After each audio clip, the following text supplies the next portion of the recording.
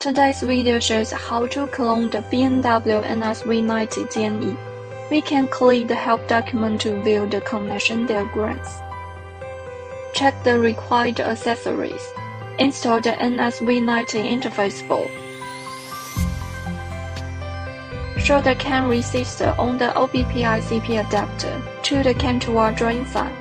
Connect the MSV90 DME. Connect the ACDP host. Open Mini ACDP app. Click BMW. Click ECU clone. Click Siemens Contention DME. Click F chassis.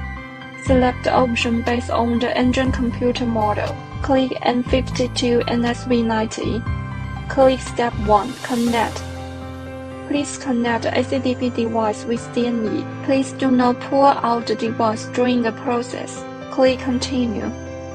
Confirm the system information and save the screenshot. Click Continue. Confirm the system information again and save the screenshot. Click OK. Connect system finished.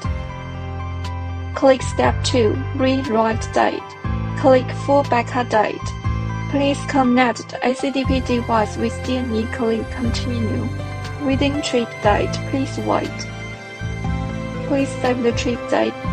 Please note the file storage path. Click Save on the bottom right corner. Reading trip date finished. Return to the previous page. Click Step 3. Disconnected. Please keep the ACDP device connected to the DME. Click Continue. Disconnected. Finished. Please connect another MSV90 DME and prepare to write the original date. Click Step 1. Connect. Please connect the ACDP device with DME. Click Continue. Confirm the system information. Click Continue.